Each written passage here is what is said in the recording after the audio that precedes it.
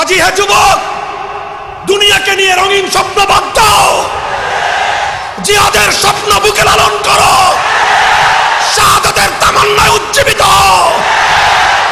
মুহতারাম হযরত উলামায়ে কেরাম, সম্মানিত শ্রদ্ধাভাজন মুরব্বী সাহেবান, সমবেত ইসলাম প্রিয়, কোরআন প্রেমিক, নবী প্রেমিক, তাওহীদি মুসলমান ভাই ও বন্ধুগণ, ইত্তেফাকুল উলামা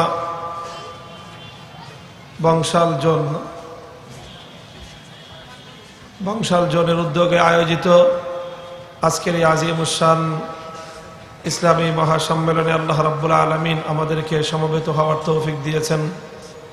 রব্বে করিমের বড়ই মেহেরবানি। আল্লাহ রাব্বুল আলামিনের দরবারে কালেমাতুশ শুকরের হাদিয়া পেশ করি আলহামদুলিল্লাহ। আল্লাহ পাক রাব্বুল আলামিন আমাদেরকে ইসলামের অনুসারী বানিয়েছেন, মুসলিম বানিয়েছেন। এটা আমাদের জন্য আল্লাহ প্রদত্ত সর্বশ্রেষ্ঠ নিয়ামত। যদিও আমরা বর্তমান সময়ে একটি ক্রান্তিকাল অতিক্রম করছি, মুসলমান হিসাবে দুনিয়া জুড়ে জুলুম, নির্যাতন এবং অত্যাচারের শিকার আমরা। যদিও আজকে সারা পৃথিবীর মানচিত্র মুসলমানদের রক্তে রঞ্জিত, যদিও আজকে মুসলিম জনপদগুলোর উপর দিয়ে পরিচালিত হচ্ছে নির্যাতন এবং বর্বরতার স্টিম রোলার, কিন্তু এরপরেও আমরা অত্যন্ত আস্থা, বিশ্বাস এবং ইয়াকিনের সঙ্গে কথা বলতে পারি যে ইনশাআল্লাহ চূড়ান্ত বিজয় ইসলাম এবং মুসলমানদেরই হবে। এবং সেই বিজয় সুদূর পরাহত নয়, ইসলামের বিজয় ঘনিয়ে আসছে। রাতের অন্ধকার দূর হয়ে প্রভাতে যখন সকালবেলা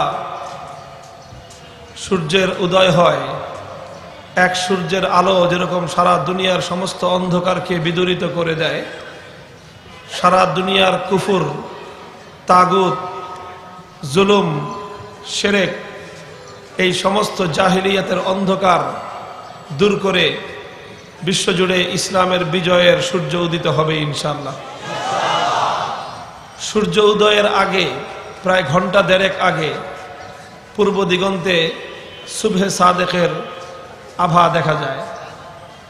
সূর্য উদয়ের 1.5 ঘন্টা আগে সুবহে সাদেক উদিত হয়। সুবহে সাদেকের আলো, এটা সূর্যোদয়ের আগমনী বার্তা। যারা সচেতন, বুদ্ধিমান, যারা চিন্তাশীল মানুষ, তারা সুবহে সাদেকের পরে সূর্য উদয়ের আর অপেক্ষা করে না, তারা ঘুম থেকে জেগে ওঠে।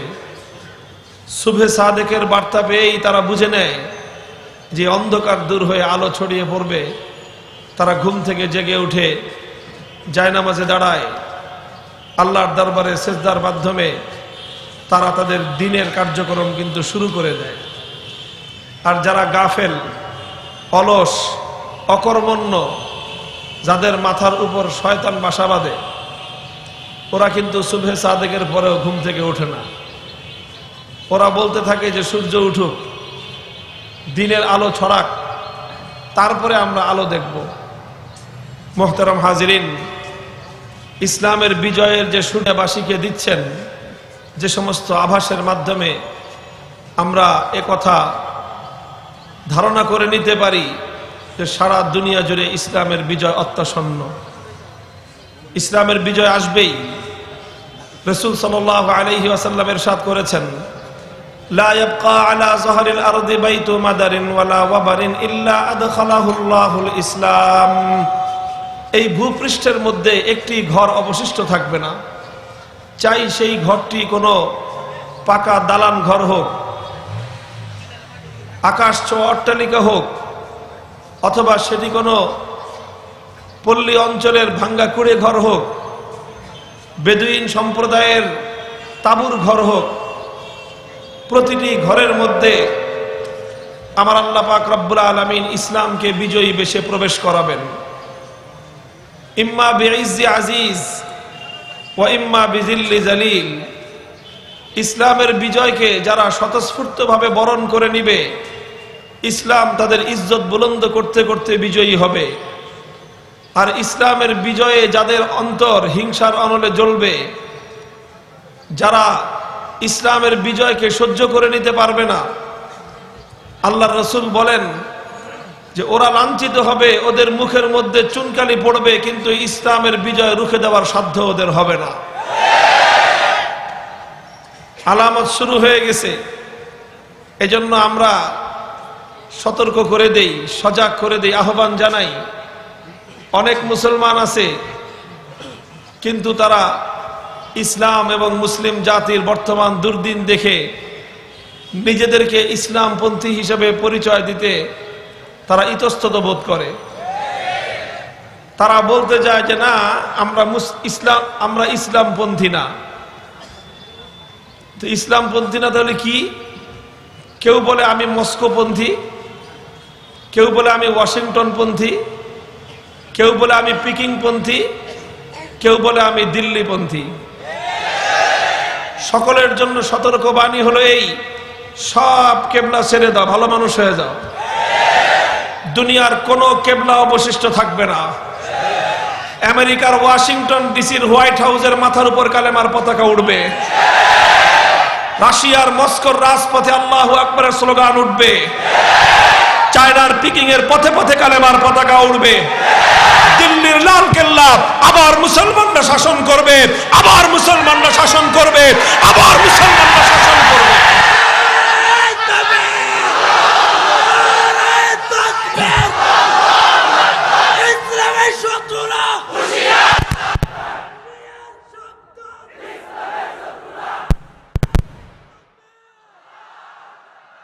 ইসলামের চূড়ান্ত বিজয় রুখে দেওয়ার সাধ্য পৃথিবীর কোন শক্তির হবে না। আল্লাহর পয়গম্বরের হাদিস এটা আমাদের কোনো আবেগের কথা নয়। অনেকে মনে করে এটা আবেগপ্রবণ কথা, না, এটা শুধুমাত্র আবেগের কথা নয়। এটা সাময়িক উত্তেজনা সৃষ্টি করবার কোনো কথা নয়। এটা আমাদের ঈমান। বিশ্বাস করি আসমান জমিন উলটপালট আমার নবীর দুই ঠোঁটের মধ্য দিয়ে উচ্চারিত কোনো কথা কোনোদিন ভুল হতে পারে না। আমার নবী বলেছেন এই কথা, পৃথিবীর 3 ইঞ্চি মাটিতে কালেমার পতাকা উড়বে, এর আগ পর্যন্ত কিয়ামত কায়েম হবে না। উলামায়ে উম্মত আল্লাহর পয়গম্বরের হাদিসগুলোর আলোকে এই আভাস দিচ্ছেন যে মুসলিম জাতির বিজয় ঘনিয়ে আসছে। বিভিন্ন লক্ষণ দেখা যাচ্ছে। আমাদের কথাগুলো হয়তো কেউ উপহাসের খোরাক হিসেবে গ্রহণ করতে পারে, কেউ মিটি মিটি হাসতে পারে, বলতে পারে যে দুনিয়া জুড়ে মুসলমানদের করুণ সময় চলছে, সারা দুনিয়ার মানচিত্র ইসলাম মুসলমানদের রক্তে রঞ্জিত। দুনিয়াতে মুসলমানরা নিপীড়িত, নির্যাতিত, জুলুম আর নির্যাতনের হাত থেকে পরিত্রাণের ব্যবস্থা নাই। আবার মুসলমানরা স্বপ্ন দেখে বিশ্বজয়ের। এ কথা বলে কেউ আমাদের এই কথাগুলো নিয়ে উপহাস করতে পারে।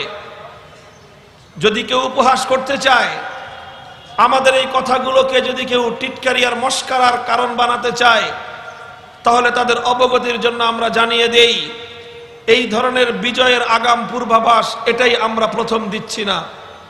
আমাদের ইতিহাস বলে, আমাদের কোরআন, আল্লাহর পক্ষ থেকে, আল্লাহর পয়গম্বরের পক্ষ থেকে এরকম আরো অনেকগুলো ভবিষ্যৎবাণী অতীতেও করা হয়েছিল। আল্লাহর নবী যখন পবিত্র মক্কার মাটিতে সীমাহীন জুলুম আর নির্যাতনের শিকার, সাহাবায়ে কেরাম যখন ইসলাম গ্রহণ করবার অপরাধে বেলালে হাবাসির বুকের উপর পাথর চাপা দেওয়া হয়, ইসলাম গ্রহণ করার অপরাধে যখন খাব্বাব ইবনুল আরাদকে জ্বলন্ত কয়লার উপর শোয়ায় রাখা হয়, ইসলাম গ্রহণের অপরাধে যখন ইয়াসির রাদিয়াল্লাহু আনহুকে 2 উটের সঙ্গে বেঁধে দ্বিখণ্ডিত করে হত্যা করা হয়, ইসলাম গ্রহণ করার অপরাধে হযরতে সুমাইয়া রাদিয়াল্লাহু তাআলা আনহাকে বর্ষা মেরে যখন শহীদ করে দেওয়া হয়, ইসলাম গ্রহণ করার অপরাধে যখন মক্কার এক একজন দুর্বল সাহাবায়ে কেরামের উপর সীমাহীন নিপীড়ন চলে, স্বয়ং আল্লাহর রাসূল বাইতুল্লাহর সামনে দাঁড়িয়ে যখন নামাজ আদায় করেন, কখনো আবু জাহাল পেছন দিক থেকে এসে গলায় গামছা পেঁচিয়ে নবীজিকে শ্বাসরুদ্ধ করে হত্যার পায়তারা চালায়, কখনো আমার নবী সেজদায় লুটিয়ে পড়লে উকবা ইবনে আবি মুআইদ উটের ভুঁড়ি এনে নিক্ষেপ করে। মক্কায় যখন মুসলমানরা এতটাই নির্যাতিত, এতটাই নিপীড়িত, এতটাই অসহায় যে কেউ নিজের পরিচয়টুকু পর্যন্ত দেওয়ার সাহস পায় না, রাতের অন্ধকারে দারে আরকাম ইবনে আবিল আরকাম রাদিয়াল্লাহু তাআলা আনহুর ঘরের মধ্যে অতি গোপনে আল্লাহর নবীর কাছ থেকে তারা দ্বীনের তালিম গ্রহণ করেন। এই যখন মক্কার অবস্থা, মক্কার শীর্ষ সন্ত্রাসীগুলো দৌর্দণ্ড দাপটে মুসলমানদের উপর জুলুম আর নির্যাতনের দাস্তানগুলো রচিত করে, ওই সময় আল্লাহর কোরআনের আয়াত নাজিল হয়েছিল, সূরাতুল কমরের আয়াত, সাইয়ুহজামুল জামউ ওয়া ইউওয়াল্লুনাদ দুবুর, সাইয়ুহজামুল জামউ ওয়া ইউওয়াল্লুনাদ দুবুর। আমার আল্লাহ বলেছিলেন, হে আমার হাবিব, আপনি বেঈমানদেরকে খবর দিয়ে দেন, সেদিন বেশি দূরে নয়, এমন একটা দিন অত্যাসন্ন যেদিন বেলালের হাতে উমাইয়া ইবনে খালাফরা ধরাশায়ী হয়ে যাবে, যেদিন খাব্বাব আর আম্মার বিন ইয়াসিরদের মতো এই দুর্বলদের হাতেই সেই ওয়ালিদ আর মুগীর ওয়ালিদ ইবনে উতবা ইবনে শাইবা ইবনে রবিআ এই সমস্ত মক্কার বড় বড় দুর্ধর্ষ শীর্ষ সন্ত্রাসীরা ধরাশায়ী হয়ে যাবে, ওরা পরাজিত হবে, ওদের কোমর ভেঙে যাবে, বেলাল, খাব্বাব আর আম্মারদের হাতে বিজয়ের পতাকা উঠবে। কোরআনের এই আয়াত শুনে মক্কার কুরাইশরা অট্টহাসিতে ফেটে পড়েছিল। ওরা বলেছিল, দেখো মুহাম্মাদের মাথা খারাপ হয়ে গেছে, নাউজুবিল্লাহ, আমরা নাকি পরাজিত হব, আমাদের মতো শক্তিমান, আমাদের মতো প্রভাবশালী, আমাদের মতো সন্ত্রাসী, আমাদের মতো জঙ্গিবাদীরা পরাজিত হবে, আর এই সমস্ত দুর্বল কৃতদাস অসহায় মানুষগুলো বিজয়ী হবে। পৃথিবীতে এর চেয়ে হাস্যকর বিষয় আর কি হতে পারে? এগুলো বলে ওরা আল্লাহর কোরআনের আয়াত নিয়ে ঠাট্টা আর মস্করা করেছিল। এরপরের ইতিহাস কি? ইতিহাস জানে 5 বছর অতিক্রান্ত হওয়া লাগেনি, আমার নবী মদিনায় হিজরত করেছেন। হিজরি 2য় সনের রমজান মাসের 17 তারিখ বদরের রণাঙ্গনে 1000-এর দুর্ধর্ষ বাহিনীর বিরুদ্ধে 313 জন নিরন্ন নিরস্ত্র অসহায় সাহাবায়ে কেরাম, যাদের অনেকের গায়ের মধ্যে পরিধান করবার মতো কাপড় ছিল না, শুধুমাত্র একটি লুঙ্গি পরে জিহাদের ময়দানে এসেছিলেন। অনেকের হাত পেটের মধ্যে খাবার ছিল না, সারা দিনে একবেলা খাবার তাদের পেটে জুটতো না, অনাহারী অবস্থায় তারা বদরের রণাঙ্গনে এসেছিলেন। যুদ্ধ করবার জন্য তরবারি সাথে আনতে পারেন নাই, খেজুরের গাছের লাঠি নিয়ে এসেছিলেন। সওয়ার হওয়ার জন্য পথ চলবার জন্য কোনো ঘোড়া আর উট ছিল না। অধিকাংশ 313 জন সাহাবায়ে কেরামের মধ্যে 250 সাহাবায়ে কেরাম পায়ে চলে এসেছিলেন। এই অবস্থায় 313 জন সাহাবায়ে কেরাম যখন আল্লাহর পয়গম্বরের নেতৃত্বে হকের ঝান্ডা নিয়ে বদরের রণাঙ্গনে অবতীর্ণ হয়েছিলেন, দিন শেষে দেখা গিয়েছে 1000-এর দুর্ধর্ষ বাহিনীর কপালের মধ্যে পরাজয়ের কালিমা লেপ্টে গিয়েছে। বেলালের হাতে উমাইয়া ইবনে খালাফ ধরাশায়ী হয়ে গিয়েছে, উকবা ইবনে আবি মুআইদ ধ্বংস হয়ে গিয়েছে, মক্কার 70টা শীর্ষ সন্ত্রাসী ধরাশায়ী হয়েছে, বাকি 70টা গ্রেফতার হয়েছে, বাকিগুলো ময়দান থেকে লেজ গুটিয়ে পালিয়ে যেতে বাধ্য হয়েছে। দিন শেষে বেলাল, খাব্বাব আর আম্মারদের হাতে আমার আল্লাহ বিজয়ের পতাকা উড়িয়ে দিয়েছেন। আল্লাহ রাসূল সাল্লাল্লাহু আলাইহি ওয়াসাল্লাম বদরের যুদ্ধে বিজয়ের শেষে যখন মদিনার দিকে ফিরে যাবেন, আল্লাহ নবী হুকুম করলেন সমস্ত বড় বড় নেতা যেগুলো আছে, আবু জাহাল মার্কা, উতবা, শাইবা, রবি, ওয়ালিদ, এই সবগুলোর লাশ টেনে এনে বদরের প্রান্তে একটা পরিত্যক্ত কূপ ছিল, যেই সবগুলো এই কূপের মধ্যে জমা করো। বড় বড় নেতাদের লাশগুলোকে ওখানে জমা করা হলো। আমার নবী সেই কূপের পাশে গিয়ে দাঁড়ালেন, দাঁড়িয়ে তাদেরকে ডেকে ডেকে বললেন, ইয়া ফুলান আবনা ফুলানিন ওয়া ইয়া ফুলান আবনা ফুলানিন ওয়া ইয়া ফুলান আবনা ফুলান, হাল ওয়াজাদতুম মা ওয়া'আদা রাব্বুকুম হাক্কা, ইন্না ওয়াজাদনা মা ওয়া'আদানা রাব্বুনা হাক্কা। হে বেঈমানের দল, আজ আমার আল্লাহ পাক রব্বুল আলামিন যেই প্রতিশ্রুতি দিয়েছিলেন সেটা পূর্ণতা পেয়েছে, তোমাদের দেখা হয়েছে। আল্লাহ পাক রব্বুল আলামিন বলেছিলেন, আল্লাহর দ্বীনের সঙ্গে টক্কর দিতে এসো না, ভেঙ্গে খান খান হয়ে যাবে। আল্লাহর সেই ওয়াদা বাস্তবায়িত হয়েছে বলে মনে করো তোমরা? এখন কি দেখতে পাচ্ছ? আল্লাহ পাক আমাদের সঙ্গে যে ওয়াদা করেছিলেন হকের বিজয় আল্লাহ পাক দান করবেন, আল্লাহ তো আমাদের সঙ্গে তার কৃত ওয়াদা পরিপূর্ণ করে সেরেছেন। হযরত ওমর ফারুক রাদিয়াল্লাহু তাআলা আনহু পাশ থেকে বলেছিলেন, ইয়া রাসূলুল্লাহ মা তুকাল্লিমু বিআজসাদিল্লাহ আরওয়াহা লাহা, ও নবী আপনি এদের কাদের সাথে কথা বলতেছেন? এগুলো তো সব মরা লাশ, ওরা কি আপনার কথা শুনতে পায়? আমার নবী বলেছিলেন, ওয়াল্লাহি মা আনতুম বিআসমা লিমা আকুলু মিনহুম।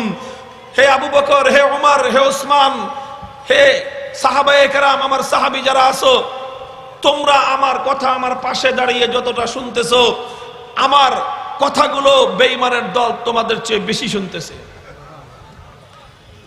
আল্লাহ পাক রব্বুল আলামিন বদরের রণাঙ্গনে বিজয়ের ঝান্ডা মুসলমানদের হাতে তুলে দিয়ে প্রমাণ করে দিয়েছিলেন আল্লাহর কোরআনের আয়াত উপহাসের পাত্র ছিল না, বরং আল্লাহর কোরআনের আয়াত সতর্কবাণী ছিল। পঞ্চম হিজরিতে আমার নবী যখন 3000 সাহাবায়ে কেরামকে নিয়ে খন্দকের যুদ্ধের জন্য প্রস্তুতি নিচ্ছেন, 15,000-এর দুর্ধর্ষ বেঈমানের দলকে প্রতিহত করবার জন্য খন্দক খনন করে সোনার মদিনাকে হেফাজত করবার আয়োজন করছেন, রাত দিন 24 ঘন্টা লাগাতার মাটি কাটা চলছে। মদিনার অধিকাংশ সাহাবায়ে কেরাম তখন দিনমজুর, সমস্ত কাজ কারবার ফেলে রেখে রাত নাই দিন নাই একাধারে মাটি কাটতেছেন। 3.5 মাইল লম্বা খন্দক খনন করতে হবে বেঈমানরা আসার আগেই। সুতরাং রাত নাই দিন নাই, খাওয়া নাই দাওয়া নাই, ওই অবস্থায় মাটি কাটা চলতেছে। সাহাবায়ে কেরামের আয় ইনকাম বন্ধ। তারা মিনতিগিরি করে, কুলিগিরি করে জীবিকা নির্বাহ করতেন। আজ কয়েকদিন ধরে তারা সকলেই মাটি কাটায় লিপ্ত, ইসলামের জন্য, সোনার মদিনাকে হেফাজত করবার জন্য। কাজেই তাদের খাবার দাবারের আয়োজন নাই, অনাহারে অর্ধাহারে মাটি কাটা চলছে। না খেতে খেতে অনেক সাহাবীর অবস্থা এমন দশায় পৌঁছলো, পেটের চামড়া গিয়ে পিঠের সঙ্গে লেগে গেছে, পেটে কোনো খাদ্য নাই, খাবার নাই। পেট যখন শুকিয়ে যায় তখন আস্তে করে কোমর বাঁকা হয়ে যায়। কোমর বাঁকা হলে মাটি কাটা যায় না, কোমর বাঁকা হলে মাটির বস্তা, মাটির টুকরি মাথায় তোলা যায় না। সাহাবায়ে কেরাম চিন্তা করলেন পেটের ক্ষুধা এক সময় নিবারণ হবে, কিন্তু সময় কেটে গেলে সময় তো আর ফিরে পাওয়া যাবে না। এজন্য তারা ক্ষুধার্ত অবস্থায় কোমর সোজা রাখবার জন্য পেটের উপর পাথর বাঁধলেন। পেটের মধ্যে পাথর বেঁধে আল্লাহর দ্বীনের জন্য মাটি কাটা অব্যাহত রাখলেন। যন্ত্রণা তো অসহ্য, ক্ষুধার যন্ত্রণা সহ্য করতে না পেরে কয়েকজন সাহাবী আল্লাহর নবীজির কাছে চলে গেলেন। গিয়ে নবীজির কাছে গিয়ে নিজেদের পেটের উপর থেকে চাদরটা সরিয়ে পেটের অবস্থা দেখালেন, যে ইয়া রাসূলুল্লাহ, ক্ষুধার তাড়নায় পেটের মধ্যে পাথর বেঁধেছি। প্রিয় সাহাবায়ে কেরামকে আল্লাহর নবী কি বলে সান্ত্বনা দিবেন? নবীজি মুখের কোনো ভাষা প্রয়োগ করে সান্ত্বনা দেন নাই, কোনো বক্তব্য দেননি, সান্ত্বনার বাণী শোনাননি।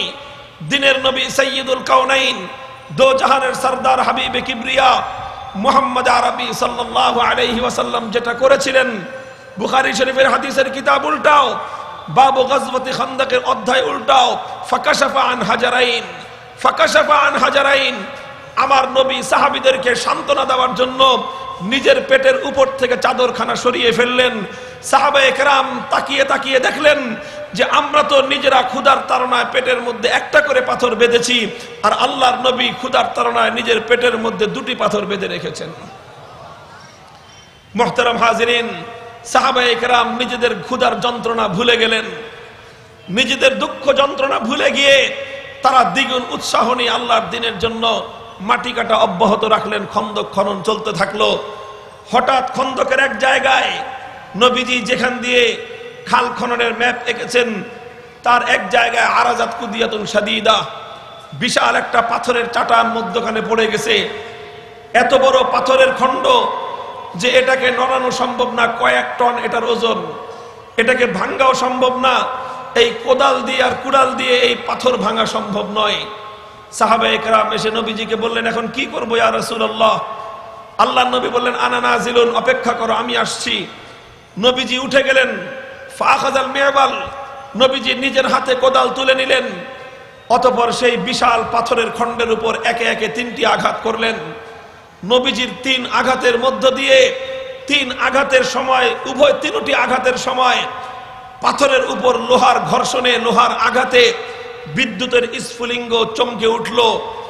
আর 3 আঘাতের পর ফাআদা কাসিবান আহয়ালা, এই বিশাল পাথরের চাটানটি বালুর স্তূপের ন্যায় মাটির মধ্যে ধসে পড়ল।